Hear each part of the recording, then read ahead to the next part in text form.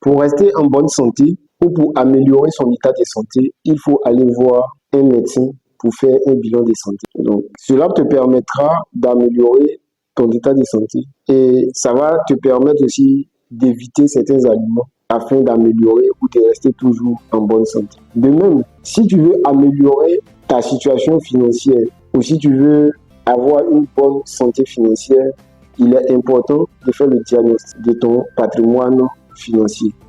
Si tu veux le savoir, reste jusqu'à la fin de cette vidéo.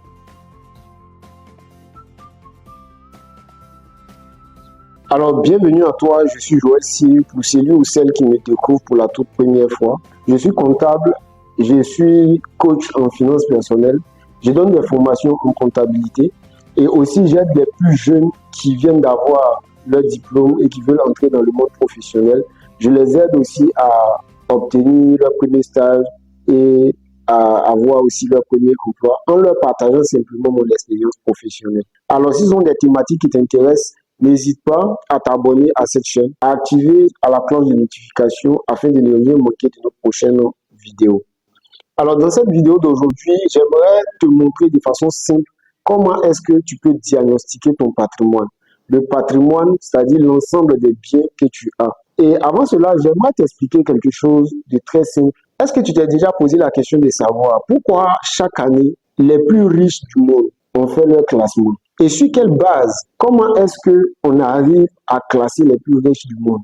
Pour dire que celui-là est le plus riche du monde 2023. Comme on l'a su. En fin 2023, c'était Elon Musk qui était le plus riche. Alors, leur objectif, c'est pas pour faire de la concurrence avec les uns et les autres, mais c'est parce qu'ils arrivent à faire le diagnostic de leur patrimoine et en fonction de ça, ils sauront comment est-ce qu'ils se projettent davantage par rapport aux années à venir. Alors, quel que soit le niveau financier que tu as, quel que soit ce que tu es, tu as un patrimoine. Et il est important que tu saches quel est ton patrimoine financier. Cela va te permettre de l'améliorer et de te fixer des objectifs de manière concrète. Aujourd'hui, lorsque tu te fixes un objectif de 2 millions à la fin de l'année, c'est sur quelle base? Sur quelle base est-ce que tu te fixes un objectif de 10 millions? Parce que l'argent ne se gagne pas par hasard. C'est en fonction de ce que tu possèdes déjà que tu peux planifier et que tu peux savoir quelles sont les actions que tu peux mener afin de pouvoir atteindre tes objectifs. C'est pourquoi il faut rester jusqu'à la fin de cette vidéo.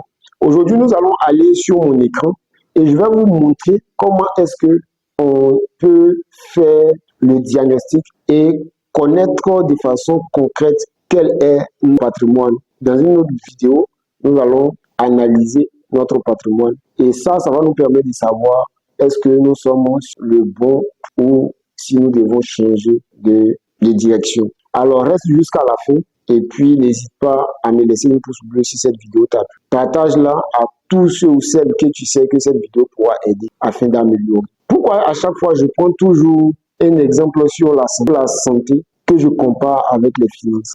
Tu conviens avec moi que même lorsque tu n'as pas les moyens financiers, ça te rend malade. Donc, ta santé financière est liée à ta santé physique. C'est pourquoi il est important et indispensable, quel que soit ton niveau, tu dois apprendre à gérer tes finances. Tout comme un riche a besoin d'être en bonne santé, de la même manière, tu as besoin d'être en bonne santé. Et tout comme un richard a besoin de faire le diagnostic de son patrimoine financier, de même, tu as besoin de faire le diagnostic de ton patrimoine financier. Quel que soit ton niveau, quel que soit là où tu es, quel que soit ton âge, tu as un patrimoine financier.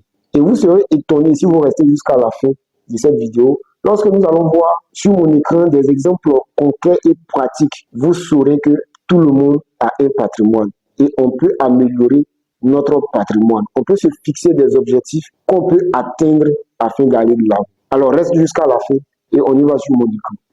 On voit le diagnostic du patrimoine financier. Donc, que vous soyez comptable ou que vous soyez novice des finances de la comptabilité, je vais expliquer de manière simple que chaque. Donc, que tu sois chef d'entreprise, que tu sois un entrepreneur, que tu sois un salarié, reste jusqu'à la fin. Je vais vous expliquer ce que c'est que tous ces éléments que vous voyez, des thèmes techniques. Alors, pour faire le diagnostic de ton patrimoine financier, il faut tracer. Donc, tu vas appeler la première colonne actif et puis tu vas appeler la deuxième colonne passif. Comme je l'ai dit, on va aller de simple. Donc, ceux qui sont comptables, nous n'allons pas aller trop dans les thèmes techniques, mais nous allons aller pour que chacun puisse comprendre. Alors, qu'est-ce que c'est qu'un actif? De manière simple, l'actif, c'est l'ensemble de vos biens que vous possédez grâce à votre passif. Pour que ça soit assez simple. Donc, ce qu'on va appeler dans la première colonne, donc c'est l'ensemble, tout ce que vous allez mettre dans actif, que c'est l'ensemble de tout ce dont vous possédez, mais que vous avez acquis grâce à votre passif. Donc, c'est ce qu'on appelle l'actif. Donc, le passif, ce sont les ressources. Et l'actif, c'est l'ensemble des emplois. Donc, ce sont les ressources qui vous ont permis d'avoir les emplois. Voilà, de façon simple, comment est-ce que je peux vous expliquer ce que c'est que. Après, s'il y a certains thèmes que vous ne connaissez pas ou bien que j'ai mal expliqué, n'hésitez pas, et je vais ça sera un plaisir pour moi de vous expliquer dans une prochaine vidéo ou de vous reprendre. Donc, au niveau de l'actif est composé de 3 grandes parties. Donc, la première partie, c'est ce qu'on appelle actif immobilisé. La deuxième partie, actif circulant. Et puis la troisième partie, trésorerie ou bien trésorerie actif. Alors, qu'est-ce que c'est qu'un actif immobilisé? Donc, l'actif immobilisé ou l'ensemble de vos biens qui peuvent excéder 1 an dans votre patrimoine. Donc, dans votre patrimoine, si vous avez des biens qui peuvent excéder 1 an, c'est-à-dire que leur utilisation peut excéder 1 an, alors on va les mettre dans la partie immobilisation. Okay? Par exemple, bâtiment, terrain, matériel, ordinateur, téléphone portable, etc. Alors, il faut que j'explique quelque chose de très important. Quand on dit actif immobilisé, c'est pourquoi j'ai dit c'est l'ensemble des biens qui peuvent excéder 1 an dans votre patrimoine. Donc, ça veut dire que si, par exemple, vous êtes un gestionnaire immobilier ou si vous êtes dans l'IA, que vous achetez des bâtiments, c'est-à-dire des maisons et vous les revendez, en ce moment-là, bâtiment ne sera plus une immobilisation parce que c'est une marchandise. Une fois que vous achetez dans l'intention de revendre, en ce moment-là, c'est plus une immobilisation. C'est la même chose pour les terrains. Si vous achetez des terrains et que vous les revendez, les terrains ne sont plus des immobilisations, mais plutôt des marchandises. Si vous achetez par exemple un sport, que ce soit une voiture, une moto ou un vélo, dans le but de revendre, au moment là, ce n'est plus une immobilisation, mais c'est une marchandise. Mais ça ne veut pas dire que lorsque vous achetez ces biens-là, vous ne pouvez pas les revendre. Donc, voilà un peu ce que c'est que des immobilisations. Donc, si vous faites votre diagnostic, regardez les biens dont vous possédez, mais qui ne sont pas destinés à être vendus. Ok, donc ce sont ces biens-là qu'on appelle l'actif. Ensuite, vous allez passer maintenant à l'actif circulant. Donc, l'actif circulant sont des biens que vous achetez mais qui durent dans votre... Soit ces biens-là seront consommés, soit ces biens-là seront vendus.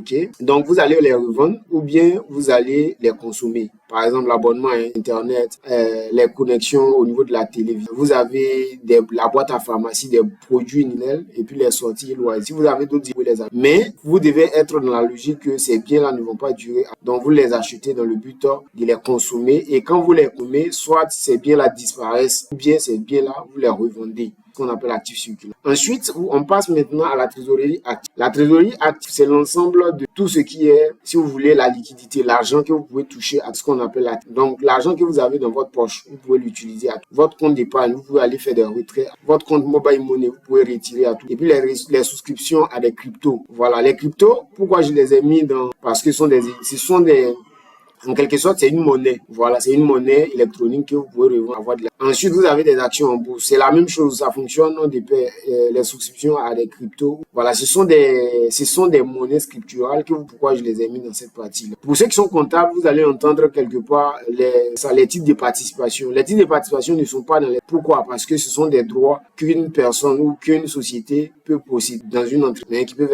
excéder 1 an. Parce que si tu as ce droit-là de participer à l'entreprise, ça veut dire que c'est à chaque fin d'exercice, le résultat escompté par l'entreprise. Tu peux participer à la répartition de ce bénéfice-là. Donc, de façon générale, voilà un peu ce que c'est que l'actif de votre patrimoine. Voilà, comme je l'ai dit, on ne va pas les analyser aujourd'hui parce que si on veut les analyser, la vidéo sera très longue. Donc, on va laisser l'analyse pour une prochaine vidéo. Je vais vous montrer comment est-ce qu'on analyse votre patrimoine de telle sorte que vous puissiez optimiser ou puissiez renforcer la santé. Ensuite, vous avez le passif. Donc, le passif aussi, il y a des ressources stables ou bien permanents. Voilà, donc dans ces ressources stables ou ressources permanentes, là, vous avez dans un point les revenus. Donc, vos revenus, ça peut être des revenus salariales ou bien d'autres revenus. Voilà, ça peut être des business que vous êtes en freelancing dans une autre entreprise. Voilà, peu importe. Ensuite, vous pouvez avoir des prêts à long terme. Donc, quand on parle des prêts à long terme, ce sont des prêts qui peuvent dépasser, qui peuvent excéder 1 an. Donc, des prêts dont vous bénéficiez d'une banque qui peuvent aller au-delà d'1 an, soit 2 ans, 5 ans. Voilà, peu importe.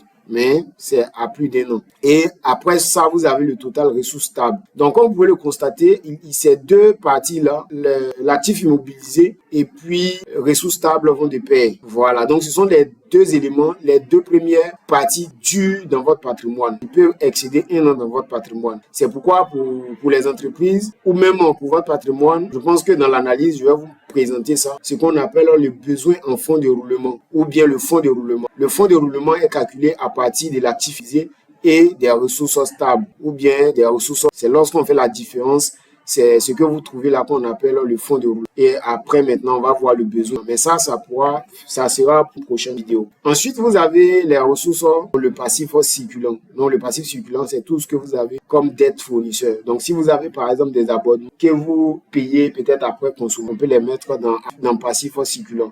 Si vous avez des achats, par exemple, les factures d'eau sur des sites, on peut les mettre dans dette fournisseur, dans passif circulant. Ce sont des consommations que vous faites et payez ça plus tard. Voilà. Donc, pendant que vous consommez, dites-vous que vous déjà. C'est pourquoi dans votre patrimoine, ce sont des éléments. Parce que si vous faites le point ou bien le bilan de votre patrimoine financier, que vous n'avez pas pris ces éléments en compte, vous allez obtenir un résultat qui n'est pas un bon résultat. Parce qu'à la fin du mois, on va te tendre une facture sur des sites et tu vas te dire que tu n'as pas d'argent. Parce que en faisant ton bilan ou bien ton budget, tu n'as pas. Voilà, donc il est très important. Ensuite, ou bien enfin, vous avez le passif, la trésorerie passive. La trésorerie passive, ce sont les découvertes. Donc les découvertes bancaires pour ça. Ce sont c'est une marge qu'une banque peut accorder à son client, de retirer même quand le client n'a pas d'argent compte. Voilà, c'est comme un prêt en quelque sorte.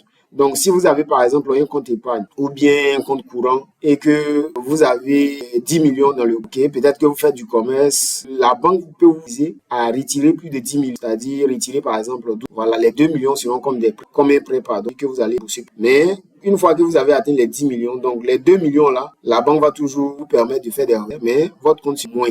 C'est ce qu'on appelle découvert bancaire. Donc voilà un peu, chers amis, et pour ce que je voulais partager avec vous dans ce qu'on appelle le diagnostic financier. S'il y a un thème que j'ai mal expliqué, que vous ne connaissez pas, n'hésitez pas à m'écrire en commentaire. Ou s'il y a d'autres thèmes que vous souhaitez que nous abordions dans la prochaine, n'hésitez pas aussi à nous.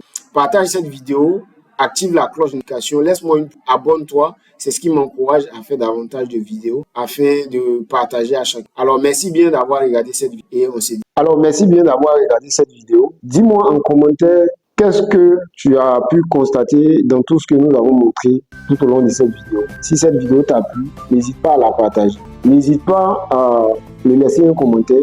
Et quel est le thème que tu veux qu'on aborde dans notre prochaine vidéo? Laisse-moi, je veux le savoir en commentaire afin qu'on puisse s'aider. Car c'est grâce à vous que nous allons développer notre communauté. N'hésite pas à vous abonner et à activer la cloche de notification afin de ne rien manquer de nos prochaines vidéos. Alors, à très bientôt, chers amis. Merci beaucoup et ciao.